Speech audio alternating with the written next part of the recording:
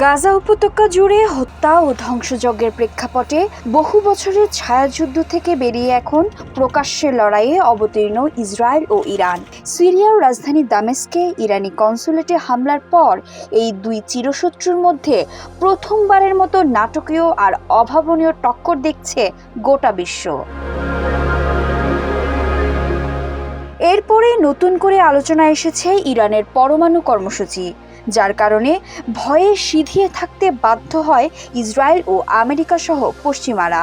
বিশেষ করে তেল আবিবের কাছে সবচেয়ে বড় হুমকি তেহরানের পরমাণু কর্মসূচি, কারণ মাঠের খবর পরমাণু বোমা তৈরির কাছাকাছি চলে গেছে ইরান। যুক্তরাষ্ট্র বলছে কর্মসূচির আড়ালে পরমাণু অস্ত্র তৈরির চেষ্টা চালাচ্ছে ইরান, শুধু বলেই ক্ষান্ত হয়নি, এজন্য দেশটির ওপর নানা সময়ে অর্থনৈতিক নিষেধাজ্ঞাও দিয়েছে আমেরিকা। পশ্চিমা গণমাধ্যমে প্রায়ই খবর হয় ইরান পরমাণু অস্ত্র তৈরির দ্বার প্রান্তে রয়েছে, যে কোনো সময়ই এই মারণাস্ত্র তৈরি করে ফেলতে পারে।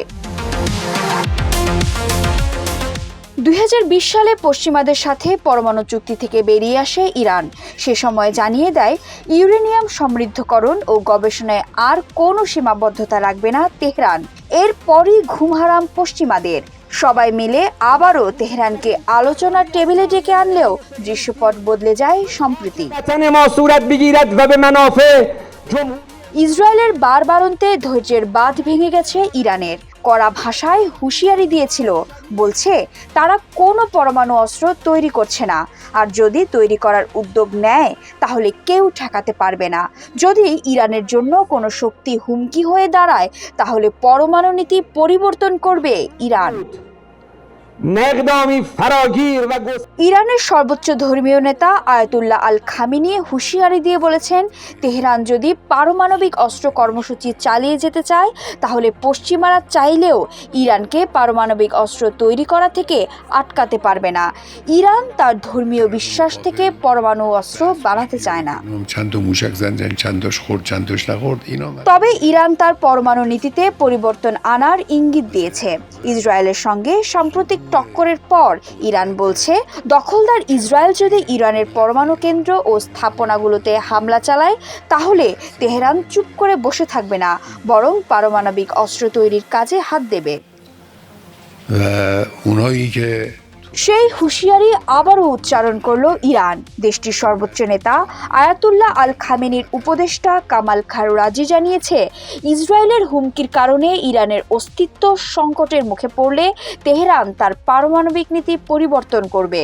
বৃহস্পতিবার এমনই খবর দিয়েছে ইরানের স্টুডেন্ট নিউজ নেটওয়ার্ক।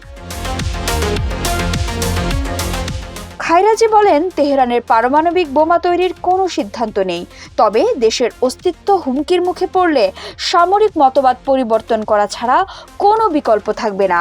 সেক্ষেত্রে ইরান পরমাণু অস্ত্র তৈরি করতে পারে বলে হুঁশিয়ারিও দেন খায়রাজি।